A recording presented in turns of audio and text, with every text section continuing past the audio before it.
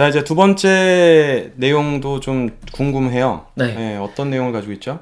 두 번째 주제는 사실 이 책의 그냥 한 파트를 꼽자면 전 이 파트라고 결정 지을 수 있을 만큼 이 책의 전부라고 아주 무방할 것 중요한, 같습니다. 네. 일단 책의 이 부제 제목은 직장인 그리고 직업인. 소름이 돋는 그런 네. 주제네요, 직장인과 진짜로. 직업인. 네. 그래서 이 더불어 파스칼이라는 저자의 어떤 격언을 같이 붙여놨는데요. 네.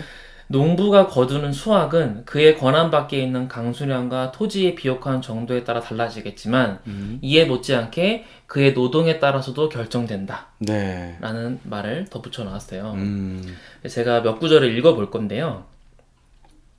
직업인과 직장인은 같은 일을 하지만 목적과 관점이 다르다. 직장인은 일하는 공간인 장이 필요하고 네. 직업인은 업을 추구하는 사람들입니다. 직업인으로 성장하지 못한 직장인의 삶은 시간이 지날수록 좋지 않은 상황으로 스스로 내몰게 되고요. 직업인은 결론적으로 소명의식을 갖고 일하는 사람인데요. 네. 자신이 하고 있는 일의 의미가 무엇인지, 왜 일을 해야 되는지 그런 것들을 스스로 납득해야 움직일 수 있고요. 이 관문을 무사히 통과하면 직업인은 스스로 명예롭게 생각하는 그 업에 대한 소명의식이 엄청난 힘을 발휘하게 된다고 적혀 있습니다. 네. 그래서 결론적으로 나라는 브랜드가 되어 간다는 것은 직업인이 되어 간다는 것인데요. 이 직업인이 되기 위해서 가장 필요한 건 압도적인 인풋이다. 그래서 얼마나 많은 공부를 하고 얼마나 많은 책을 읽고 있는지 어떤 경험과 도전을 하고 있는지 스스로 물어보라는 거죠. 네. 그래서 내가 직업인이 되기 위해 어떤 몰입하는 그 시간, 고민 이런 것들에 대해서 점검을 해보고 특히 주말 같은 활용을 어떻게 하고 있는지 그런 것들에 대해서 적어놨습니다. 네. 그래서 제가 질문을 드릴 세 가지 포인트가 있는데요. 네네. 첫 번째는요. 그렇게 많이? 네. 제가 처음에 교수님을 만나기 전에 교수님의 그 프로필에 교수님 정체성을 나타내는 표 중에 굉장히 기억 남는 게 있어요. 그래요? 그게 뭐였냐면은 나는 직업을 한정하지 않는 사람이다. 이렇게 캐치프라이즈를 해놓은 거 보고 제가 굉장히 궁금한 호기심이 들었었거든요. 네네. 그거에 대해서 설명을 좀 해주실 수 있을까요? 네. 저 같은 경우는요, 뭐 대기업의 경험도 있었고, 또 여러 가지 직장인으로서 지금 말씀하신 그런 삶도 살아봤는데요. 네. 지금은 이제 강의와 또 뭐 경제 방송이라든가 책도 지금 4권 정도 냈고, 네. 그다음에 뭐 여러 가지 활동들 정말 우리 청와대에서 있는 여러 가지 일들도 해봤었고요. 네. 그렇게 여러 가지 일들을 하고 있는데요. 재밌는 것은요, 그 직장인이라고 하는 것에 대한 아이덴티티를 버리고, 저는 개인적으로 여러 가지 일들을 하면서 나의 생활을 나를 찾아가는 일을 하고 싶다 이런 생각을 하면서 살고 있습니다. 네, 그래서 그 직업을 한정하지 않는다라는 얘기는 제가 할 수 있는 어떤 핵심적인 역량이나 지식이나 그런 역량을 발휘할 수 있는 여러 가지 분야들이 있다면 그거를 막론하고 무엇이든지 할 수 있다 이렇게 생각을 하는 거예요. 대부분 그 직장에 다니시는 분들이 우리 주변에 굉장히 많잖아요. 근데 그런 분들이 이제 제 친구분들이나 또는 뭐 주변 분들한테도 얘기를 하면 당신은 지금 어떤 일을 하세요? 예를 들면 이렇게 물어보면 대부분 어떻게 대답을 하나요? 저는 삼성에 다닙니다. 뭐 현대 다닙니다. 그렇죠, 그렇죠. 예. 무슨 가게를 운영합니다. 이렇게 얘기를 하겠죠? 그렇죠, 그렇죠.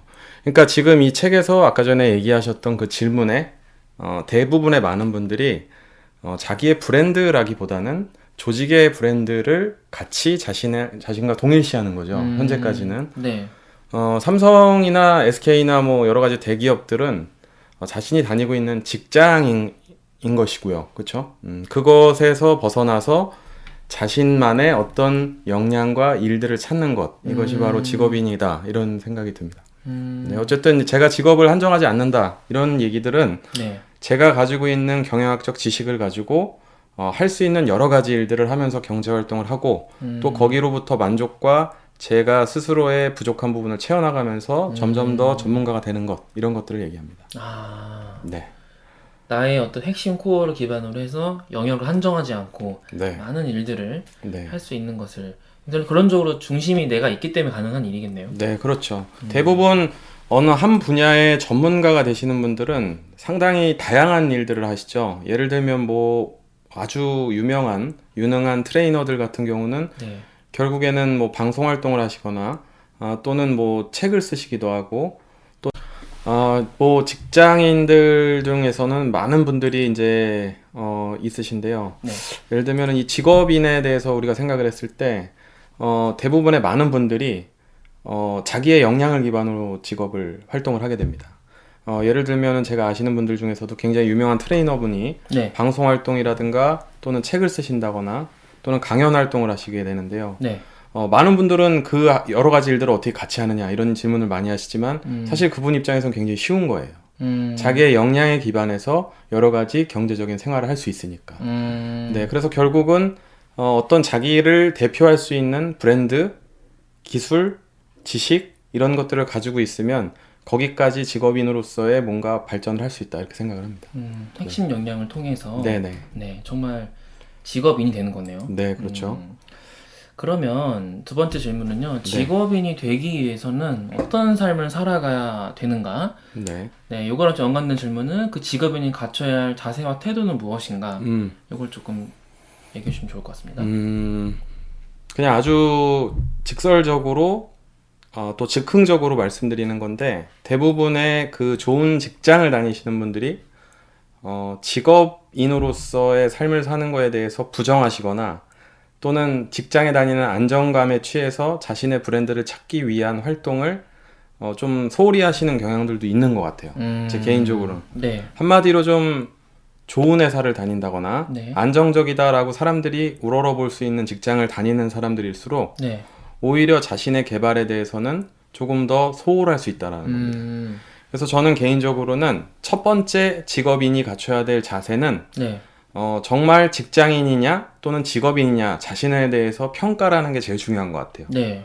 네. 굉장히 유능하고 똑똑하고 정말 잠재력이 우수한 사람도 예를 들면 자신이 직장인임에도 불구하고 굉장히 나는 다른 사람이다라고 생각하고 있는 것 자체가 네. 일단 시작이 굉장히 어려울 수 있다라는 거예요. 그래서 이런 첫 번째 그 직장인과 직업인을 구분하는 것 이게 제일 중요하다라고 보고요. 네네.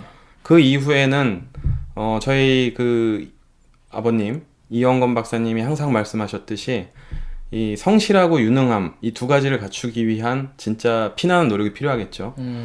대부분 그 성실함에 대해서는 어느 정도 사람들이 많이 알고 있는데 네.